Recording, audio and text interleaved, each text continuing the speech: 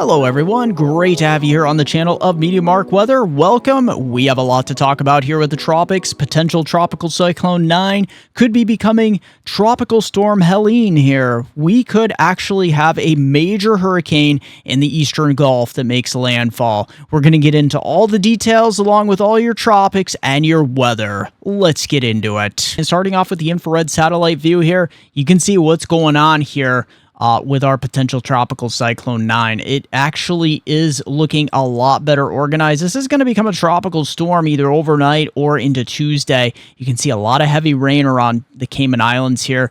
Feeder bands heading back towards Jamaica as well. You see a little bit of wind shear on the western side here, but that is waning as we continue to go out here in time, and this is going to become a very symmetrical and large system. All right, so we're actually going to start off with our HWRF model, and then we'll go over towards our synoptic models, the GFS and the European model. So here we go. We're starting off with our system here right into the Western Caribbean, moving up just west of the Cayman Islands. Maybe some feeder bands continuing here into Jamaica, giving you some nice rainfall. But the Cayman Islands are going to see a tremendous amount of rain. We'll get into those rainfall amounts momentarily here. But look at this.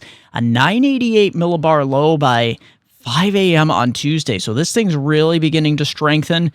Tropical storm. Would not be surprised if this thing goes over to hurricane pretty quickly here just east of Cancun. As we get towards 2 a.m., there it is.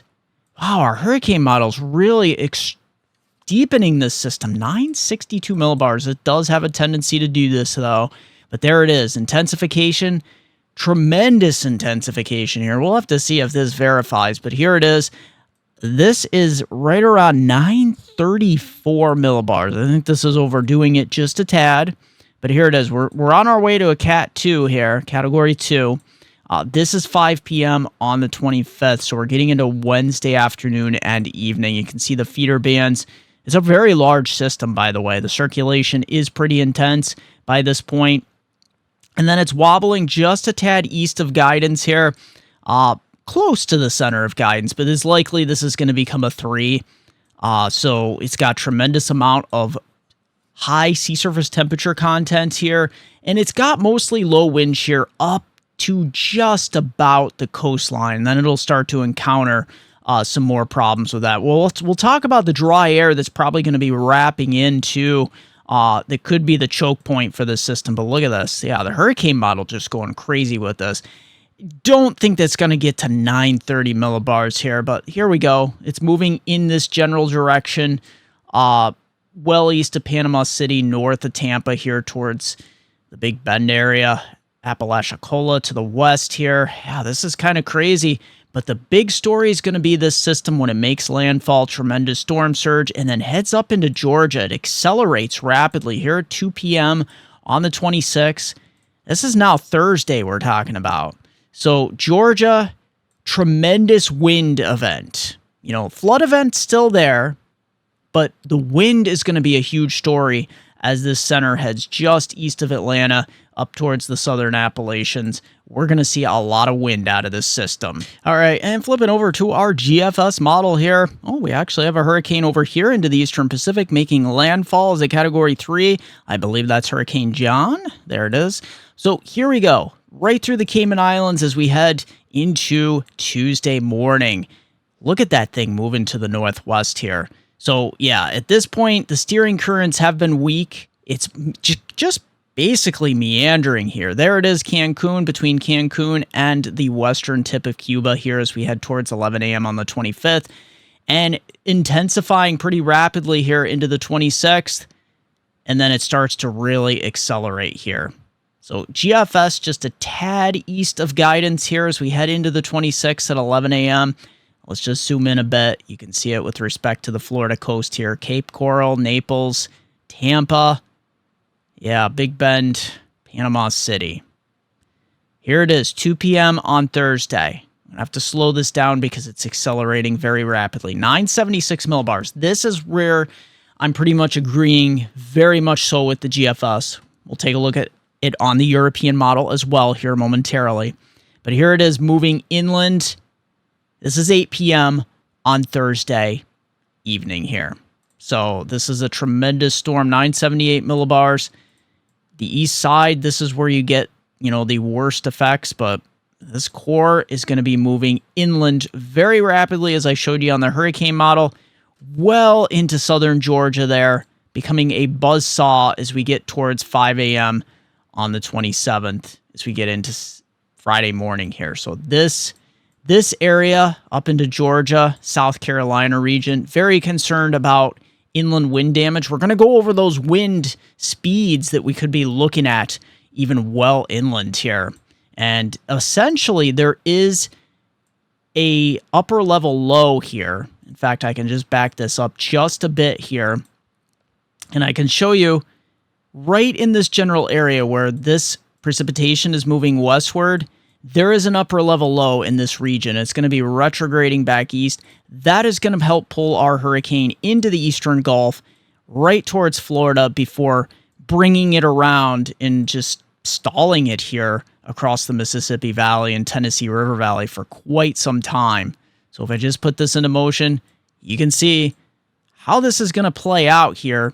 You know, two pieces of energy split, one over the Carolinas, heads east towards Virginia, and the other one heads back westward here towards the Mississippi River Valley and the Southern Plains. And there you have it. That is how it's playing out here on the GFS. Let's take a look at the European model. And don't forget, before we continue with more hurricane coverage here, don't forget, if you made it this far in the video and you like it, smash that like button, everyone. It really does help. Question or comment down below. I'd love to read your questions or comments. And don't forget, if you haven't subscribed yet, what are you waiting for? Hit that subscribe, bell notification button so you're alerted when I come out with all my future weather video updates. And don't forget, I am exploring as to why those notifications aren't coming out on time for some of you. I've had some subscribers that haven't been getting them on time. They're 12 to 16 hours late. So let's get back into the forecast here. So here is our European run. It starts to get cranking here around 2 a.m. on Tuesday morning. This is definitely going to become a tropical storm at some point here during the day, likely on Tuesday. And then as we head into Wednesday here, look at this. This entering the southern Gulf of Mexico. And as we continue to go out here in time, you can see what's happening. There it is. European model is right down the center of guidance, maybe just wobbling just east of guidance there. It also accelerates this system right towards the Florida coastline here. There's the eastern feeder bands heading right into Tampa here, Cape Coral region, up to Spring Hill. And there it is, 5 p.m. So we're looking at late Thursday afternoon, early evening for landfall. There it is, 8 p.m. So all the models pretty much agreeing right around the same time at this point. So there you have it. This is a very large system heading well inland here towards 11 p.m. Many people here across Georgia, as I said before, into South Carolina should be preparing for well inland power outages once this makes landfall in Florida. Tremendous wind coming inland across Florida, Georgia, and South Carolina. And as you can see, as we go out here in time, just like the GFS model, the pieces of energy splitting here into two separate camps, so to speak. So we'll be watching it here. Definitely likely a 3. We'll see if this overshoots. Sometimes they do here into the eastern Gulf. They get into those tremendously warm waters. So here's what I'm really concerned about with this storm. Look where it's headed here. It's heading into the eastern Gulf. This is where the sea surface temperatures are well above average. We're literally averaging about 2.8, 3.6. This is crazy. And look at even back through the MDR here. This is why I think the Cape Verde season is going to ramp up big time here. We're going to see these storms, these waves move through this warm water. The dust is starting to settle, and things are going to explode with activity. So I want to just show you this product here, Cyclonic Vorticity. You can really see the upper level low. Let's get that out of the way. Holding back here across the Mississippi River Valley. This is going to be our steering currents up here to the north, northeast. And you can see as this thing retrogrades southwestward here, that is going to be the pulling feature to help pull this towards the northeast, right towards the Florida coast here. This is midday Thursday, so right up the west coast of Florida, off the west coast of Florida, but there's going to be impacts here from southwestern Florida all the way up to Tampa, the Big Bend, all the way up to potentially Panama City here region. So watch out. This is going to be inland by this point, Friday, and look at that. That's going to be a tremendous buzzsaw. Not just flooding, inland freshwater flooding too, but a lot of tremendous trees coming down with those kind of winds going well inland to Georgia and South Carolina here. So I wanted to show you this here on the GFS model, taking a look at our wind speeds here and gusts. This is quite interesting because look at this heavy wind, even well into Tampa, all the way down to southwestern Florida here. If I just back this up, look at this. Yeah, these are gusts being indicated 60, 70 mile per hour gusts around Tampa. This is midday on Thursday. Now, so look at this. This is accelerating as we get into Thursday afternoon and evening. Look at this, 83 miles an hour. The core is still out over the Gulf here, and you can see it moving ashore here into Florida. Look at this. See, some of these wind gusts, even well inland, 92 miles an hour. This is pretty intense. We could have hurricane force winds all the way up into southern Georgia here. So many of you are asking, what are the impacts? Look at this. Yeah, this could be quite a buzzsaw inland here. Worried about tremendous power outage potential here. If you're in southern Georgia, even up into eastern Georgia and South Carolina here, look at this as we head into overnight, Thursday night and early Friday morning. These are 60-some mile per hour wind gusts being indicated up here. So yeah, get ready for some power outages, even well inland. So here's where I wanted to get into rainfall totals zoomed in for you here into the southeastern United States. Here it is. This is really interesting because the European is keeping the heaviest rain just offshore of the west coast of Florida. Still, you're going to see, 2-3 inches here, but that is pretty interesting with a little bit of dryness here on the east side. But look at Miami-Dade County area. This is where you could see 3, 4, wouldn't be surprised, 5-inch totals. But look at this. Yeah, you're going to be on the eastern side, so I almost think that maybe this is underdone just a tad. And then you're also going to get way up into these totals here once this storm makes landfall here later Thursday into early Friday. You can see those rainfall totals continuing to accelerate. So lots of widespread 6, 8, 9-inch totals plus here. All right, so let's look at the GFS here. Here is our intensifying hurricane here into the eastern Gulf. We have a few of our other systems out here. You can see they're very strong, likely to develop into our next storms. So the GFS really intensifying. I'm really in agreement with the GFS, bringing this up to a major hurricane. Here it is, Thursday, September 26th. It is going to start to accelerate with this trough. You see this trough digging in. We have this upper level low hanging out across Missouri and parts of the Mississippi River Valley. That is going to draw this system, to the north, and we're going to accelerate it here. Look at this, 971. So the GFS has backed off a little bit on intensity, but 966 millibars is still pretty intense. One thing I'm thinking of here, look at how fast the dry air is starting to wrap in behind this system. If this dry air can actually wrap in and choke it off behind it, it might actually put the brakes on of intensification. So this is probably why we're capped at somewhere around 110, 115. Still, we're looking at a strong 2 or even a 3 before making landfall here. So this is something we're going to have to keep close watch here. There it is, moving up. You see, it's going to be moving so fast here Friday afternoon. Look at it's all the way up into Georgia and South Carolina as a 981 millibar low. So we could see hurricane force winds into southern Georgia and tropical storm force winds well inland into northern Georgia and South Carolina. Look at that, 991 millibars there. That is a strong low pressure system that gets absorbed here into this upper level low. And you can see that low, once it captures that energy, starts to retrograde back towards Texas here. So that is where we're going to start to see some problems.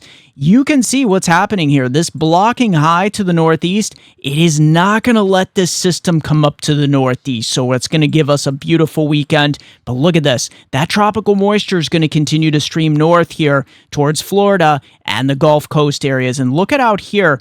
We do have some tropical systems that we'll be watching. Cape Verde season is really continuing to ramp up out here. And we're just going to start lining these storms up. Here's the 3rd of October, the 4th, 5th.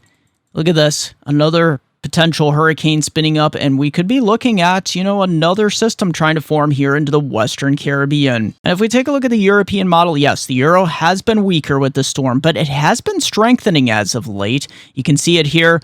All this big ball of moisture We have our other systems out here we're going to be watching out by the Cape Verde Islands.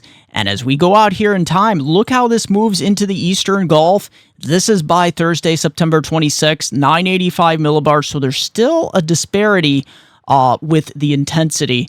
A European model taking this down to 983 millibars prior to landfall here. But look at the dry air wrapping in just like on the GFS. That could be our choke point here, along with some vertical wind shear. So we'll have to take a look at that in just a few seconds here. I'll show you what the vertical wind shear is looking like. But there it is, moving up into Georgia and South Carolina by Friday afternoon as, you know, a 990 millibar low. That's pretty far inland there. And we're also going to be looking out the rest of the tropics here to see if we have any sort of development. It looks like we'll have these Cape Verde systems actually continue to take hold. And we'll be looking at these waves across the Western Caribbean as this seems to be the hotbed. But here we go. This is towards October 3rd. This system that we've been watching on the European model coming dangerously close, right in line with the Lesser Antilles. That bird.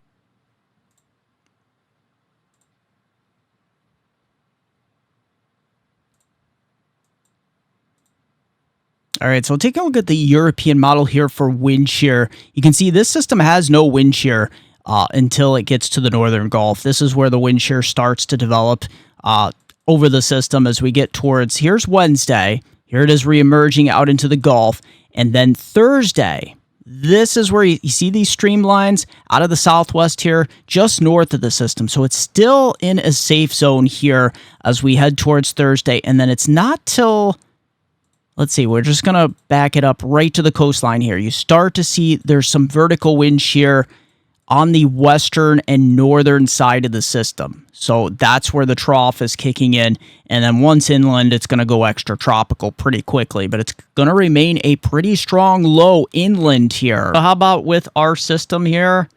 Yeah, look at this. The Western Caribbean, Cayman Islands, bullseye. Look at this. Additional rainfall amounts will be later here in Jamaica, 35 to 60 millimeters. That's about 3/4 to 1 inch. But look at the Cayman Islands getting plastered here with 150 to as much as 250 millimeters of rain all the way up to parts of the western tip of Cuba. And that's spreading northeastward there across the Eastern Gulf. So it's going to get really interesting here. Looks like parts of Nicaragua, Honduras, Belize, you're kind of in a rain shadow here. I think it's because you're so far on the western side that you're going to get some drier air working in. You're still going to get some rain showers, but not as heavy as originally thought. Cancun up here, though, could see close to 100 millimeters, close to 4 inches here. And heading to the Eastern Caribbean here in Bahamas. Yeah, we got a tropical wave that's going to be approaching come Friday into Saturday here, mainly north of Trinidad, Tobago, and south of the Virgin Islands here. So right through the central Lesser Antilles, get about 70, 80 millimeters out of this, about 2 inches on average. And then up towards Puerto Rico, Dominican Republic, we'll see additional rainfall amounts here, 60 to 90 millimeters, getting up towards that, you know, close to 2.5, close to 3 inches. Look at this down here, though. We're going to see the Cape Verde season really open up. The Bahamas, with the exception for the western and northern Bahamas, most of the Bahamas actually looking fairly dry through this forecast period through October 3rd. Now, if we take a look at the rest of our tropics here on the European model, you can see we have our system that's likely to become another tropical storm out here towards the Cape Verde Islands as we head into the 25th and 26th. Another system that could be developing through the Cape Verde Islands here. So this is going to remain pretty active. Look at this wave. Right towards, say, the 30th here.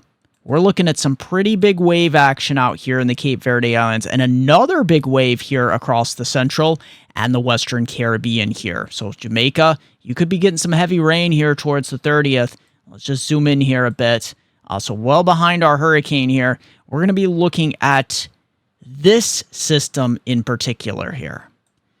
This is one the European has been showing for the last couple runs, so to speak. And here it is, October 3rd. I know it's pretty far out, so to speak, on model terms. But this could be headed right towards the Lesser Antilles and the Caribbean. This is something we need to keep a close watch on. And look at this strong wave as well. All right, we look at the rest of the tropics here on the GFS model. You can see we're going to be looking at that potential developing tropical storm hurricane combo out here towards the Cape Verde Islands. We're also looking at a very strong, potent tropical wave out here as we head through October 1st here. We do have this frontal boundary. Look at this, that's stalled right in this region. You got to watch this area because we can have spin-ups that occur off of this. As we go out in time, here's what the GFS model does with our systems here towards, the first part of October. It's recurving this system, whereas the European is keeping it a little weaker and more towards the Caribbean. There's our wave across the Northwest Caribbean that we'll be watching through October 3rd and 6th, and there you have it. Still looking very active into the first part of October. So taking a look at the GFS model first for precipitation amounts. You can see here it is. This is pretty much similar to the Euro, which I'll show you here momentarily. But yeah, as we look through this week, we're going to be looking at the Eastern Gulf, Florida, Georgia, the Carolinas, Alabama, Mississippi, Arkansas, Tennessee, Southern Virginia. With the heaviest rain, that's where you're going to see anywhere from 5 to as much as 12 inches of rain. And here we go with the European run. Very similar, maybe just a tad bit to the east there, but you get the idea. Tremendous amounts of rain here as well. Florida's the bullseye, but obviously this is going to go inland towards Alabama. A little bit less on the Euro for Mississippi, about 1, 2, maybe 3 inches. But look at this, the Carolinas, all the way up to southern Missouri on this one, Kentucky, Virginia, Georgia, Alabama, yeah, the bullseye here. This is where we could see 6 to as much as 13 inches of rain. All right, so our future radar here on our HRRR future radar, as we head overnight, look at this. Yeah, we could see quite a bit in the way of shower and thunderstorm action here, continuing to press into parts of southern and central Ohio. There are going to be some rain, heavier rains up towards Cleveland, some bursts of heavier rain, but watch out here. This is where we could see some stronger thunderstorms, parts of Virginia, the Appalachians here. And then look at this, some thunder showers up towards Cleveland as we head into Tuesday evening here. So watch out. Some of these could pack a punch as they head out over Lake Erie here. Thankfully, most of them will just be some heavy rain. But here we go, and we get into Wednesday. We're going to see a surge of moisture here out of the southwest. And here it is towards 2 p.m. We're going to start to fill this region in as we head throughout Wednesday. Drawing your attention here to the southeast, this is what we got going on here. Here is 4 p.m. on Tuesday afternoon. So we got that frontal boundary pressing southward here. That's the upper level low taking shape here. Here's our system coming out of the Eastern Gulf. And as we continue in time, you can see this frontal boundary starting to stall with our upper level low. And look what's happening here. Here is our potential hurricane already showing up on our future radar here. And look what's happening, streaming well out ahead of it. Saturating the ground already is tremendous tropical moisture. All right, so picking up where our HRRR future radar left off, as we continue through Wednesday into Thursday here, you get the idea. It's going to be showery here across the east. The big story is going to be our developing hurricane here into the Eastern Gulf. But look at this moisture here into parts of the Northeast. That is going to continue to go to Southeast Canada here. So as we head into the 26th and the 27th, look at that. It looks like it's actually heading towards the Northeast, but it's not because we have this big blocking high nosing down into the Ohio River Valley. So let's just continue to put this out here in time. You can see it splits off. There it is, two pieces of energy. One going towards the Mississippi River area and the other coming off the coastline here. Look at this little interesting feature here into the Gulf. You know, lots of tropical moisture continuing. And then as we continue to go out here in time, this is towards October 1st. It looks like a front makes a run, next week towards parts of the Ohio Valley into the Northeast. And there it is pushing towards the coastline, well up into the Canadian Maritimes. And we have a big old blocking high set in right through October 3rd here. And for our Canadian weather, what is going on up here for Canada? It looks like British Columbia wins the award for the most stormiest weather because the rest of Canada is not looking too stormy. We do actually get a system here right around the 25th as we get into Wednesday here, pushing eastward across eastern Ontario and Quebec. We have this blocking high to the east. Let's see how far to the east that makes it. It actually has to shift southeastward here, away from the high pressure system. And these other low pressure systems have to come up here towards Hudson Bay and then blow up like this. So really, there's not too much happening across central and eastern Canada during this time. And look at this. We actually clear it out for western Canada too. So we're going into a very quiet weather pattern here. Towards October 1st, we do have this system moving across Manitoba and Ontario. So it'll spark off a few showers, but nothing too terribly heavy. That moves, but it does start to blow up here into the Canadian Maritimes and eastern Quebec as we head towards the 2nd into the 3rd. And then we finally start to see some heavy precipitation developing out here with a strong low pressure system winding up across the plains through Saskatchewan here. So for Canadian rainfall totals here, there across southeast Canada, we're actually getting something come mid to late week there. With that system coming in from the U.S. So, yeah, we could get anywhere from 40 to maybe 60 millimeters. Nothing more than about a 3/4 to 1 inch range. But look at the west coast of Canada there. As we head through the first part of October, we're looking tremendously wet out here with mountain snow as well. 100 to 200 plus millimeters. 4 to 8 inches easily. And look at this, towards the end of the month into the beginning of October, we're looking at more rainfall here across Quebec, Ontario, and the Canadian Maritimes. Additional accumulations close to 50 to 60 millimeters. And if we take a look at your Western Pacific here, there's actually just a few areas of low pressure. This is going to provide, unfortunately, Japan, the southern portion that's been so hit with heavy rain, with more heavy rain. The Philippines having a little bit of time to dry out the next couple days. That's some great news.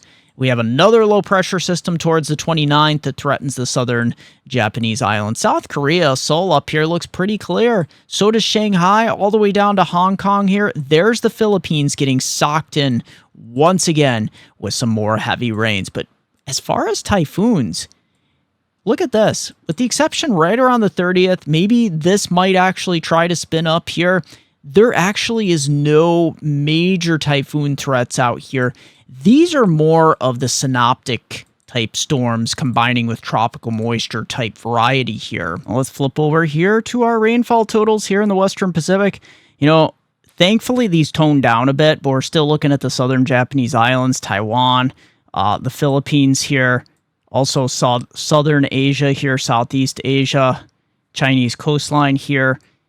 Getting a little bit of the southern South Korean peninsula, but it's mainly the southern Japanese islands I'm concerned about. 200 to 250 millimeters in some of these areas. We're getting a little bit of a break here in the Philippines, but the northern Philippines still looking at 100 to 150 millimeters. These are kind of rainfall totals, like 200 to 250 here in the southern Japanese islands. That's where we're talking about, 8 to as much as 16 inches of rain.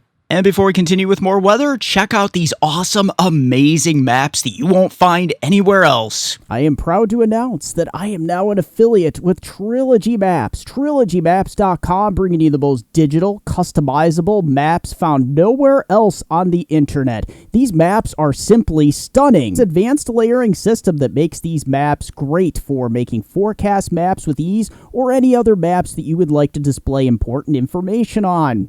The resolution on these maps is simply amazing. From the detail of everything here in the States, and you can also create stunning, digital, professional layered maps from also across the entire world. And don't forget, in checkout, the discount code option, use my code, MeteoMark, hit apply, and you will get 20% off your order. So if you want the most professional, customizable, and affordable weather maps found nowhere else on the internet, look no further than TrilogyMaps.com. Link in the description down below along with your discount code. So let's take a look at our temperatures here. Yeah, this is some cooler air across the Northeast, but look at the Gulf Coast. We're still in tropical mode here. very temperate across much of the northern tier. As we head into Wednesday, September 25th here, you can see it right up there. Yeah, cooler air holding on to the northeast, feeling fall-like. We're toning those temperatures down into the upper 80s here along the Gulf Coast. Lots of 70s here through the midsection. Look at even through the Ohio Valley, just beautiful. Northern New England, lower 60s for Thursday with a shot of cooler air behind that system. But look how quickly we start to warm it back up here. We're approaching like right around 80 here in Pittsburgh, 75 in Cleveland, even some 70s here into the northeast. As we get into the weekend, how's it look? Well, look at this, 80s, 70s, and some upper 60s here. Look at this, along the Gulf Coast, you're hard-pressed to find any areas getting into that's what the clouds, the rain, and with our potential hurricane. So we head into Sunday. There we go. We got plenty of 70s here across the east. Extended forecast for my hometown viewers, Binghamton to Scranton, Upper Susquehanna River Valley of New York and Pennsylvania. We're looking Tuesday here. We'll get a little break of rainfall here. It's just going to be mostly cloudy. We'll actually make it to the upper 60s. The rain moves back in Tuesday night and Wednesday. That's where we'll see probably a quarter to a half an inch, very similar to Monday here. And then we start to clear it out slightly for Thursday. We get back into the 70s. Look at this for Friday, Saturday, Sunday, and Monday, though. If you have a long weekend, enjoy it. Look at that. Temperatures getting well up into the mid-70s. Good sleeping weather into the upper 40s to lower 50s. As always, thank you for joining me for this edition of MeteoMark's Weather. Also, don't forget to join me on Facebook at MeteoMark, also Weather Northeastern, also Twitter at Weather Eastern. Don't forget it's MeteoMark.com, and don't forget, if you want to send me a coffee, there is a link, Super Thanks. You can smash that Super Thanks button or my PayPal link in the description down below. You can buy me a cup of coffee. Thanks, everyone. Share that video. Subscribe if you haven't. Smash that like button.